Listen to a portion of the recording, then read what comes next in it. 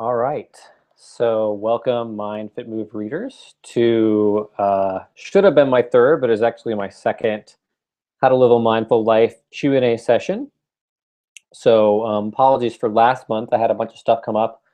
I was not feeling well the day of the hangout, and so just decided to take it easy. I just started a new diet, very low carb diet, and I was experiencing a lot of blood sugar stuff. So I apologize to all of you who did show up last time and that we didn't get a chance to reschedule it. Basically, based upon the information I got from when I talked to people, for the most part, people said it'd be easier for them just to wait until this next one. So that's what we went ahead and did.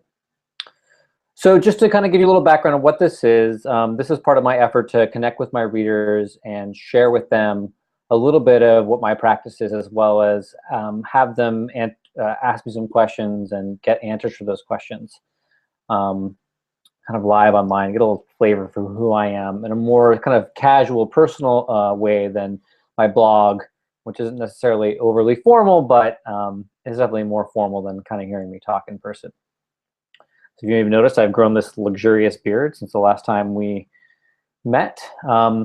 And this time, what I'm going to focus on is questions around work. Now, growing this beard was not a lot of work.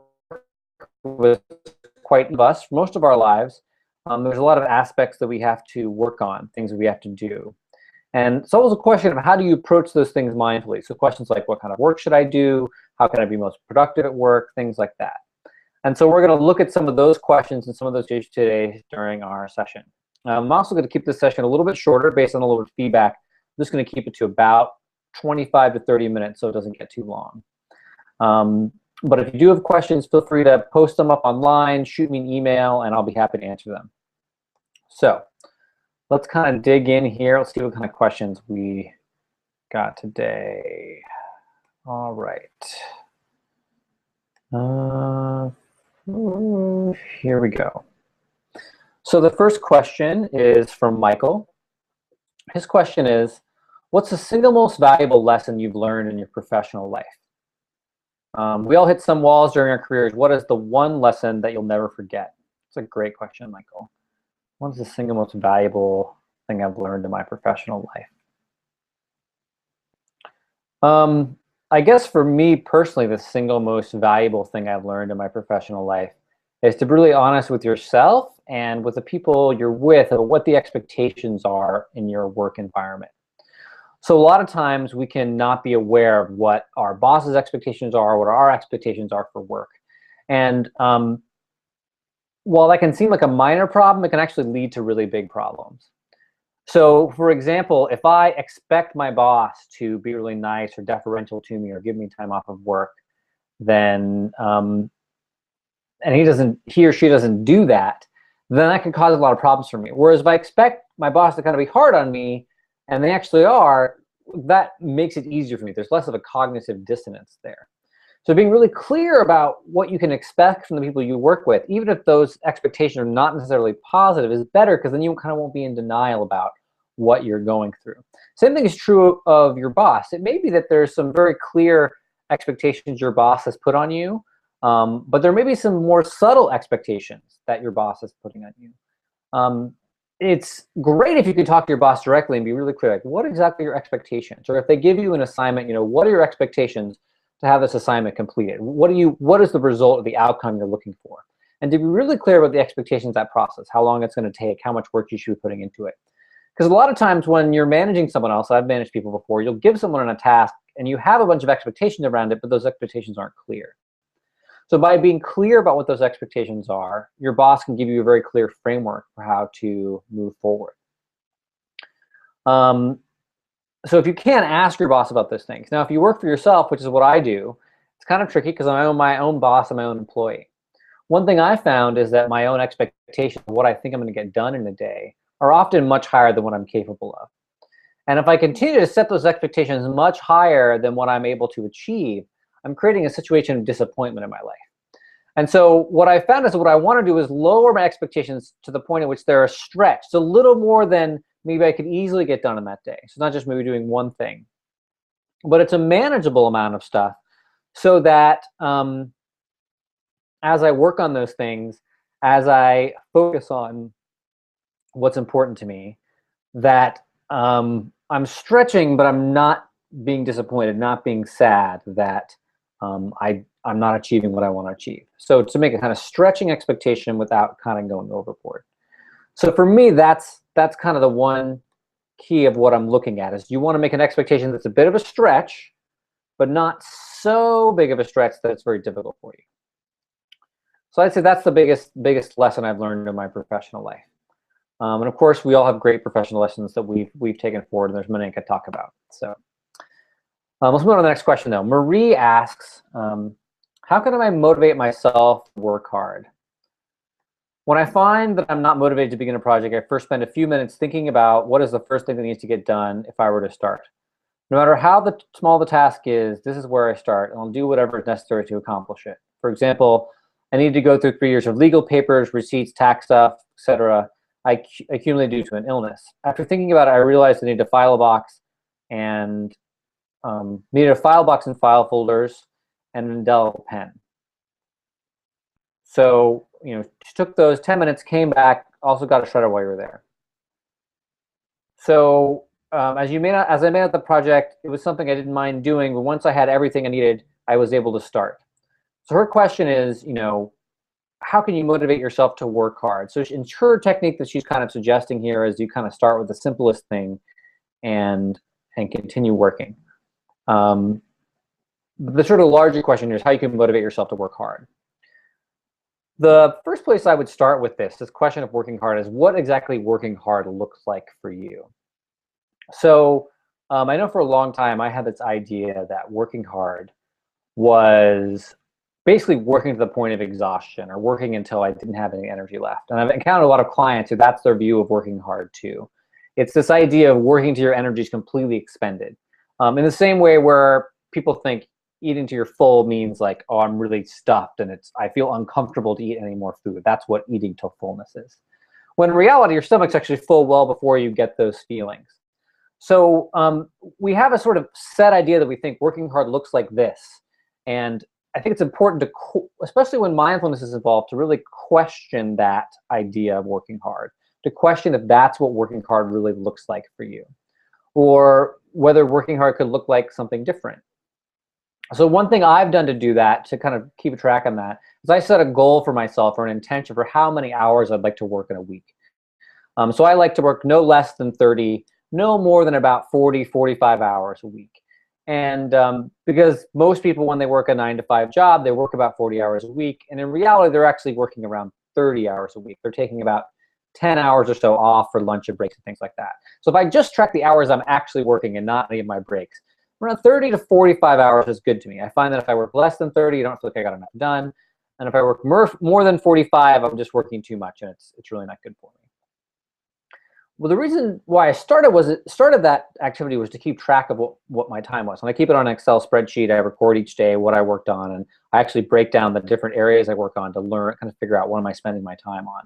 But the thing I noticed when I started doing this was that I would, in my mind, would think, oh, I haven't gotten all these things done. I would think about all the things I hadn't got done. And I had this little story I was telling myself of, oh, I'm not really working that hard because there's all these things I'm not getting done. But then when I kept the log, I realized there was actually all of the stuff I was doing throughout the day. Some of the things took longer than I thought they would. I was doing things that I hadn't really thought about the fact that I was doing. Like I would, I post a blog post, I go online and I get keywords and I add pictures to it and I do all this stuff. And I wasn't really counting that. It just seemed like one little thing. So the one little thing in my mind was actually these 10, 15, 20, 30 different things I was doing to post a blog. And so I realized that my concept, my internal clock about what working hard was and the reality of how hard I was working was very different, right? And while the list helped me see like maybe there were areas I wanted to work harder in, I wanted to spend more time investing into marketing or spend more time developing things for my clients, it did show me that I was working quite hard on things. And so I think to really figure out for yourself what working hard is, you need to create some system of awareness around how hard you're working now and what you're doing. So figuring out a tracking system, either an Excel spreadsheet or something else. There's a program called Rescue Time that can track your time in the background.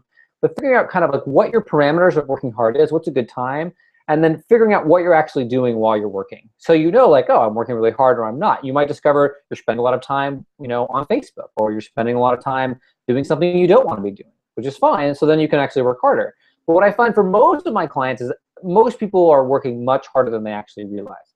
Sometimes they're working harder on the wrong things, but in reality, most people work much harder than they're aware of.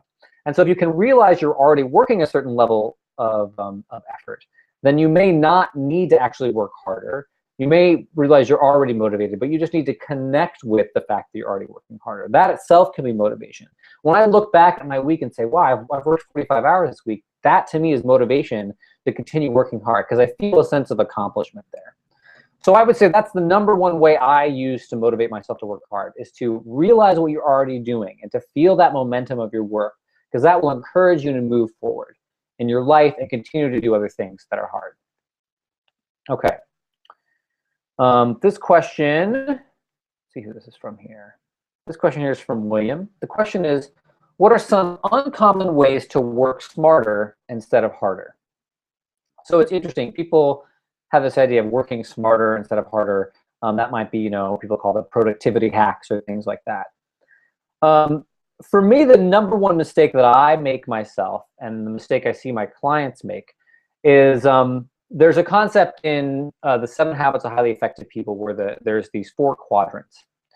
And over in quadrant, I don't remember the actual numbers of the quadrants, I'll just make them up. Then in quadrant 1, these are things that are important and urgent. Quadrant 2 is things that are important but not urgent. Quadrant 3 are urgent but not important, and quadrant 4 are not urgent and not important. And what most people do when they are working harder is they're spending time in quadrant 1 over here. They're working in the urgent and important things. And it can feel like, oh, that's where I should be spending most of my time. But in reality, if you don't spend time in quadrant 2, which is the important but not urgent, what happens is quadrant 1 continually fills up. So let me give you an example. So let's say dishes at your house. If you live with your roommates or live by yourself and you don't do the dishes every night. So, doing one dish maybe is important but not urgent, especially if you don't care if it's a few dishes in your sink. But what will happen is if you don't do any dishes night after night, eventually your sink will be full of dishes.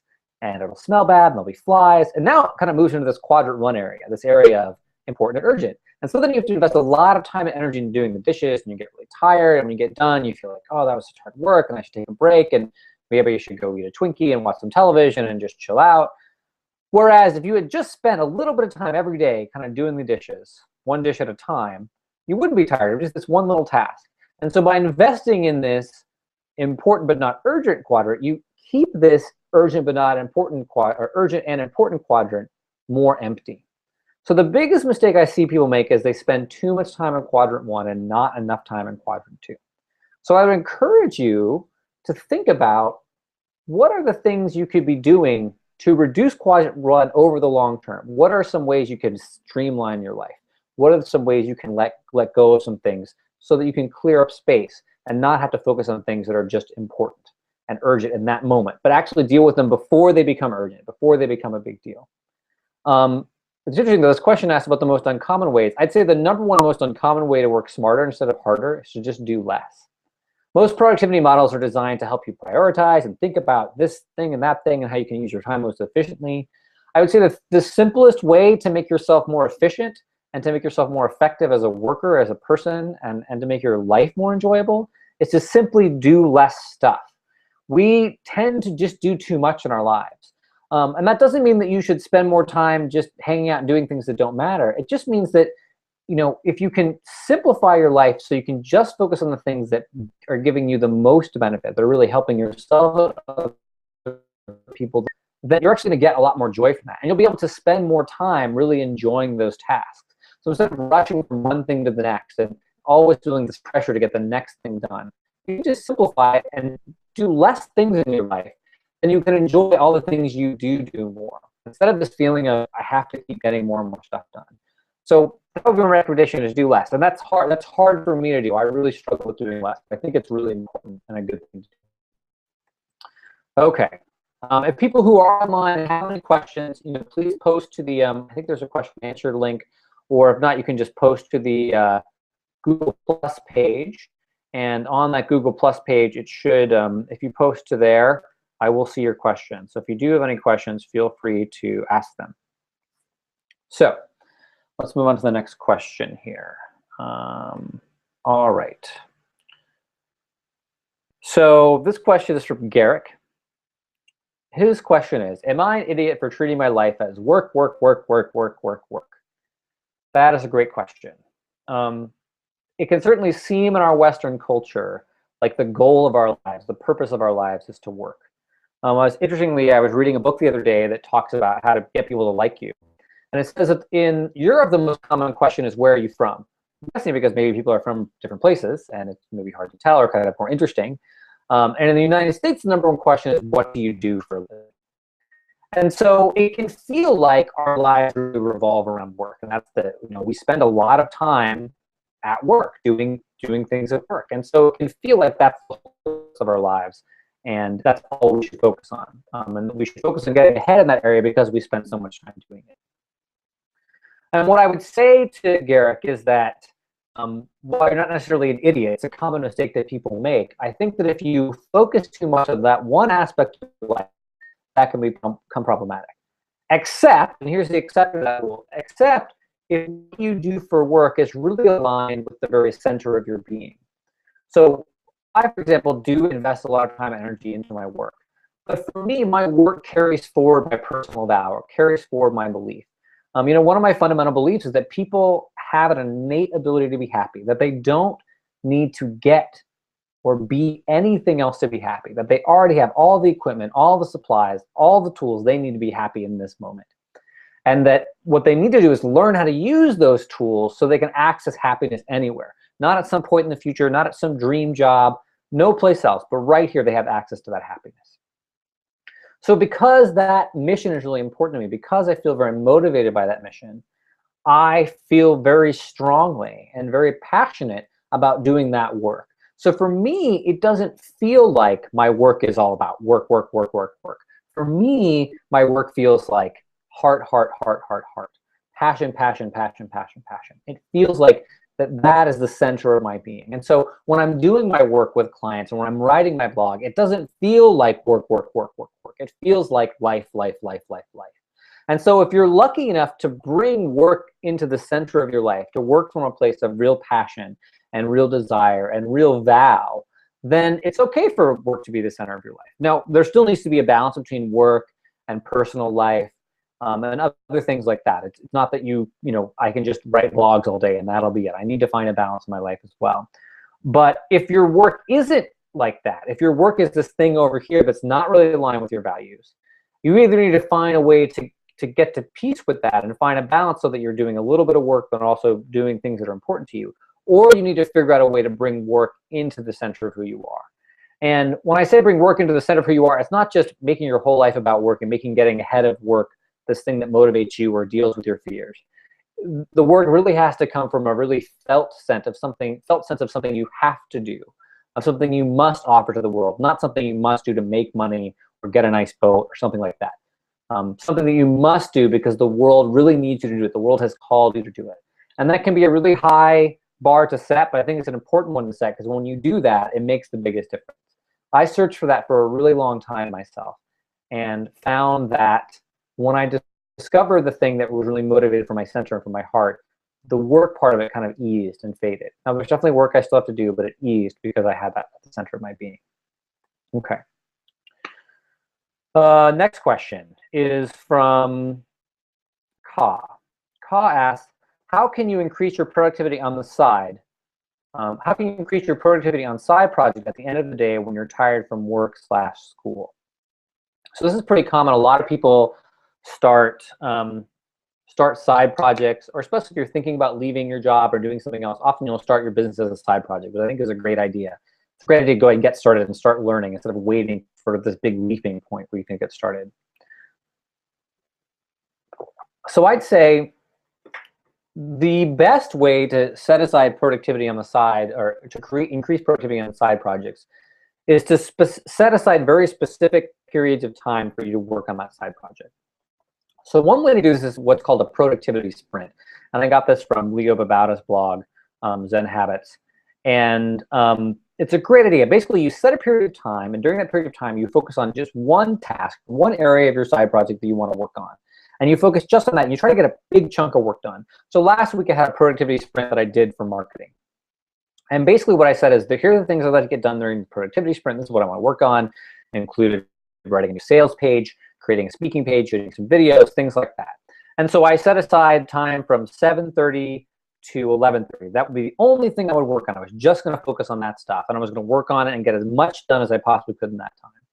And what I found was because I set aside that time, and I knew that that time was for that. When that stuff came up earlier in the week, I went, you know what, I don't have to work on that now. I'm going to work on this other stuff because I have time set aside for it. So it kind of relieved myself of that guilt of feeling like, oh, I should be working on this stuff all the time. It gave me a very specific time to focus on those things. The other thing with the productivity sprint is he recommends at the beginning of the sprint, you set an intention. So when I did my marketing sprint, I set my intention. And my intention for that sprint was, I want to work on my marketing so that people can hear more people can hear my message. This message of that you can find happiness in any moment. And that's really important to me because it's brought me a lot of relief and satisfaction in my life. And I think it can help a lot of other people.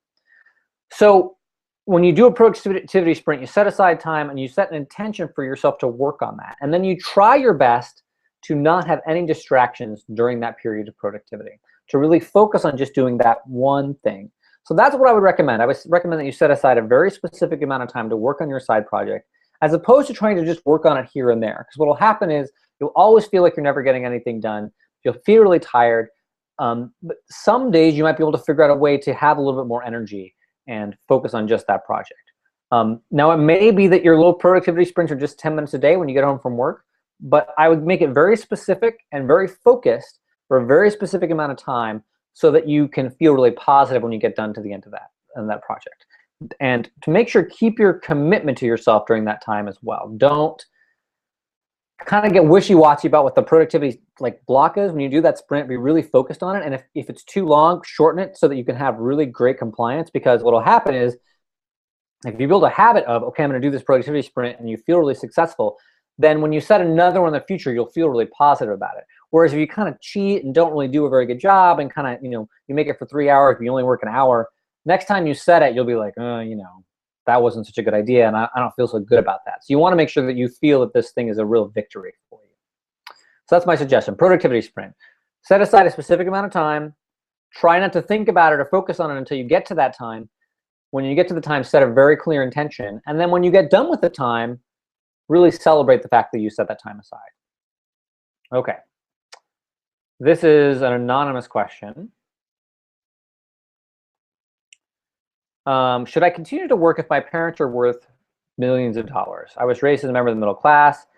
My parents did not come from wealth, and they were raising me. My parents ended up starting a couple of companies. Around went to college. Their net worth now in hundreds of millions. So basically, this person studied engineering.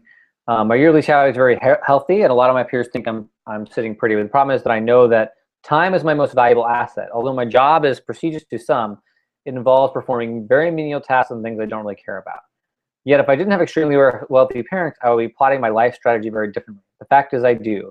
My parents worked extremely hard to manage to achieve a level of success known to very few. It would take me 10 years of work to make a fraction of my parents' assets. I just don't see the point in working as a foot soldier in a giant corporation just to stimulate a lifestyle that, until recently, was all my parents and peers knew. I feel like I should be taking advantage of this unique situation and utilizing my finite time in my 20s. So I try and broach this project with my parents with no avail. They have middle-class values, and it seems foreign to them that I would want to quit such a great job and waste all of my time. They're scared I will become a loser, archetypal trust fund baby. So the question is, should I try to get my parents to support me, or should I continue working hard? So that's a great question, and that's something that I definitely have had friends and myself have been kind of in both of these camps. So I've known people who their parents really took care of them and gave them a lot of money. And I also have been in the situation where my parents are certainly not, poor. They could probably support me on some level, or at least help me live a more vibrant life if they wanted to give me more money. My parents are successful. They're certainly not uber rich, but they definitely are healthy. I'd say they're upper middle class, without a doubt, especially now. having watched the experience of other people and my own experience, I would say that you should continue to work. Now, it may be that the work that you're doing isn't what you love doing, so maybe you should do something else.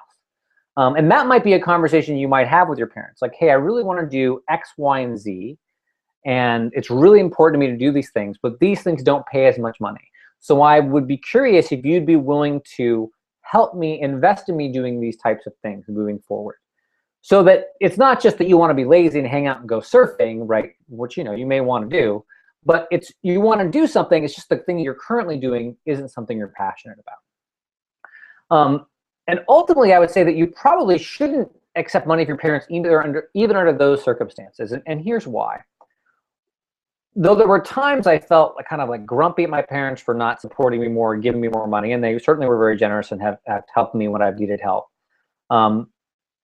Looking at my friends who have gotten money from their parents and who haven't, those who have received a lot of money from their parents, I found that their growth is really stifled. That the fact that they don't have to work for what they're getting really damaged them over the long term. It seems like they matured more slowly. They were less willing to take big risks. They were less willing to work hard and really experience the joy of working hard. In contrast, because I have struggled, I now feel better about myself as a person and feel more capable. Because the truth is, no matter how much money your parents have, that money could disappear. They could cut you out of the will. They could lose all their money. Go talk to people who invested with Bernie Madoff. I mean, anything could happen to that money. So you don't really know what the future holds. And the confidence that you get from working for your own money and for working for yourself is that you feel capable. You know that if something crazy happens, that you can really trust yourself to move forward. And that trust works not just if the danger or the crisis you're in is a money crisis. That trust works in situations where maybe you have a challenging relationship you have to work through, or your child has a problem you have to deal with, or you confront an encounter with a friend. So having that faith that you can really trust yourself, work hard, and work through things that are difficult and unpleasant is so valuable in life, so much more valuable than almost anything else. I would say that, yes, time is your most valuable asset, but I think it's important for you to spend that time investing in yourself as a person. And one of the best ways to do that is to work. It sounds like maybe the work you're doing isn't the right work for you, that you're not getting the most personal benefits out of that. So it might be that you want to go look for a different job or do something else that's more aligned with who you are as a person. But don't try to stop working. Pick something worthwhile to do that you really care about, that will make you feel good as a person. And that could be like an adventure. I mean, it could be something adventurous. But I think that if you just try to hang out, that won't be as satisfying as you think it is. You'll always be chasing that next experience, that next sort of experiential high, and your life really won't be satisfying. Because when you work for and gain an experience yourself, that feels so much better than just getting something for free. We don't appreciate the things we get for free. We really appreciate the things we work for, because it's not really about what we get in the end. It's really about what happens to us during that process of transformation. In that way, the path is the destination. The path that you're on to live a fulfilling life is what makes your life fulfilling, not the place you're going to get to when you walk that path. Okay, so I'm just going to do a couple more questions and I'm going to call it. So let's see here. What are the most productive ways to spend time on the internet? So the question is, what is the most productive way to spend time on the internet? That's a really good question. So what I like to do on the internet is I like to do a little bit of balance of pleasure and then work.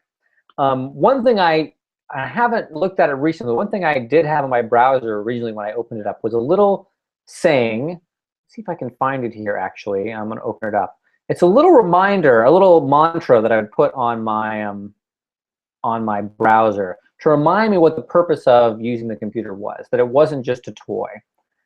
So let me see if I'm just going to see if I can find it here. Just if you can hang with me for just a second.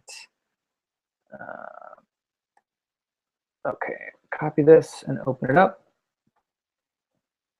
If you want to see what this is, you can go to mindfitmove.com, mindfitmove.wix.com/beginning. So that's mindfitmove.wix.com/beginning. And this is my little computer mantra. It says, take responsibility. I wonder if I could screen share this. Hold on, let me see if I can screen share this with you guys so you can see it. Here we go. Here we go. I'm going to share this with you guys. Okay, so here it is. Take responsibility.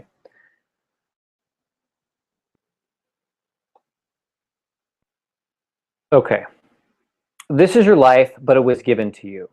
This life is about helping others, about helping the world. This computer is a tool, not a toy.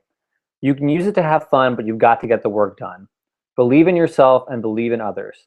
We all have great wisdom, great compassion, and great joy. Don't forget that each breath is a precious gift. Use it wisely.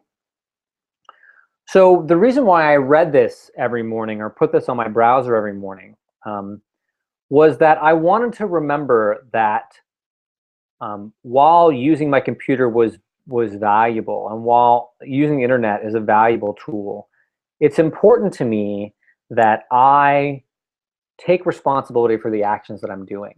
So it's not about using the internet a particular way is wrong and using the internet way in another way is right. It's really about doing the things that help you take responsibility for your life. It's really about being mindful and aware of how you're using your time on the internet. So what I try to do is I try to spend a little time each day using the internet for fun and enjoyment, and I try to spend most of that time of the day really using the internet for good. So how do I categorize these two things? So the first one, like in the morning, I often like to get up and read a little bit on the internet. So I like to read Dear Prudence, which is an advice column. I also like to read a few blogs and habits. Word Savant, which is my partner's blog. Scott Dinsmore writes a really good blog. There's several really good blogs I really enjoy reading. So often I'll wake up in the morning and read those blogs. To me, that's a fun, kind of relaxed use of the internet, but not, kind of irresponsible. More irresponsible ways to use internet. So if I get sort of bored or have anxiety, and I kind of go on Facebook and do this sort of endless Facebook scroll where I'm just kind of scrolling through things on Facebook. To me, that does not feel like the best use of the internet. Now, that doesn't mean I don't ever do it. It just means I try to be aware of when I'm doing that and try not to do it for too long. So, and ultimately the guide I use is of how that makes me feel and from what place I'm deciding to use internet from. If it feels like I really need to relax and kind of decompress, I'll go look on Facebook and check stuff out. That helps me kind of relax and decompress. Or if I'm using that I feel anxious, I don't really know what to do, so I'm going to use the internet to kind of help me relieve my anxiety, then that's not as good. That's not as healthy. There's a great quote from a famous Buddhist monk that says, "Stop worshiping computers so much." So I think that if we're using computers to support our lives and to support learning and interest, that's great. But there's a lot of times we use computers to really just deal with boredom or deal with anxiety, and that's not so good. So you can write your own little internet mindfulness tip or mantra if you want. It's really simple. You can go to Wix and create a free website or Squarespace or do a WordPress page and just try to create a little mantra for yourself and look at it every morning as a way to connect in what really matters to you. Connect in with what is the most important thing about you using the internet. And I think that that will be the most helpful thing that you can do when it comes to this question of, when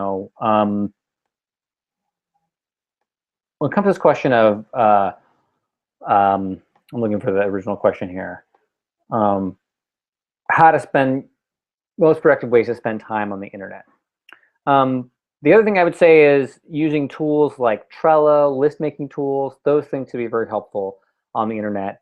I use a lot of stuff on the internet. I use Evernote, I use a lot of web applications. The trick is to notice the things that you do that get you off track. So for me, like going on Facebook often gets me really off track. I'll go into these endless sort of clicking links. Like if I go onto BuzzFeed, they always have, BuzzFeed always says something else that sounds really interesting you want to click on. So just be aware of those things that kind of get you caught in internet trap, like, internet pitfalls continuously, and try to avoid them. For me, also opening my email is the thing that I always notice. I get really like, if I open my email at night, I'll answer 10 emails even if I want to go to bed. So I try to avoid answering my email at night. So just noticing where those pitfalls are. Okay. This is the last question. I'm going to say goodbye to you guys after this. So the last question it's from Zafania. It says, can you find work you love, or will work always be work? I'm a recent college graduate, work at a large company. My job is great on paper. Um, However, I have absolutely no passion or interest in my work or the company. You sometimes hear about people following their passions and hobbies, and the money will follow. You also sometimes hear at the end of the day, work is work and it is enjoyable. Um, what is your job and career? How do you feel about it, and are you happy? So, I mean, you probably know from my career, some people kind of ask, so what is your job? What exactly do you do?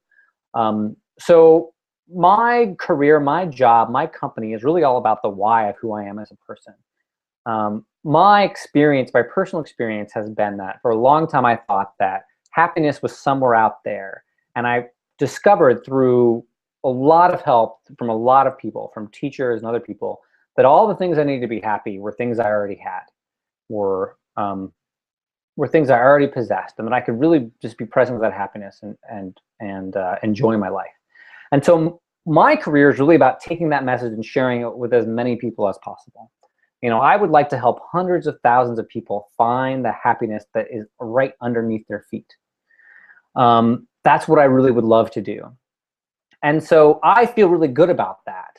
And I feel very happy about that. But having said that, it took me a long time to get there. It took me a lot of hard work. And what I would say is that people's passion sometimes ends up being the sort of vision in the future of some amazing place they're going to get to, but the work they have to do to get there is so miserable that maybe they can get it done, but when they get there, they don't realize it's not actually as good as they thought it would be, and they were miserable the whole time they were doing the work to get there. And so there's a couple of ways that happens. One is you think like, oh, I'm going to work this really good job, and then I'll make a bunch of money, and then I'll be happy. Well, that doesn't really work. Money doesn't really mean your happiness. You can definitely talk to people who have money, and they'll tell you that. The other illusion is I'm going to, start this great job or hobby. It's going to look just like this, and when I get there, my life's going to look like this, and then I'll be happy. But I don't really like the stuff I have to do to get there, so that's not really great either. That doesn't work either, because your company or whatever work you're going to do is never going to quite look like you think it is. Some people are lucky that they say, I want my life to look like this, and they get their life to look exactly like that. In reality, what you want and the way your life changes is really unpredictable. So I would say that the way to find the work you love is to figure out what you love doing, and what you love doing so much that you're willing to kind of put up with the crap that goes along with it. Because it's not as if I can just wave a magic wand and everything you're going to do is be fun, right? There's always going to be suffering and dissatisfaction in life. That was the first truth the Buddha talked about. There is always suffering. And so you have to just accept that there's always going to be work. But that doesn't mean that you have to do something that makes you really miserable. It doesn't mean that you have to work at a company that's really separate from your passion. There is a way to take something you care about and your hobby and something that has meaning to you and make money from it. But the problem is when you get attached to a very particular vision of how that's going to look. So for example, in the music business, a lot of people want to work around music. They love music. They love how music sounds. They want to be around music. And they imagine the way I'm going to do that is I'm going to become a rock star.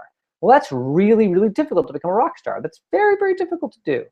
And so, and then they kind of work towards that. They realize it's hard. They realize they don't really have what it takes. And then they feel really unhappy and disappointed.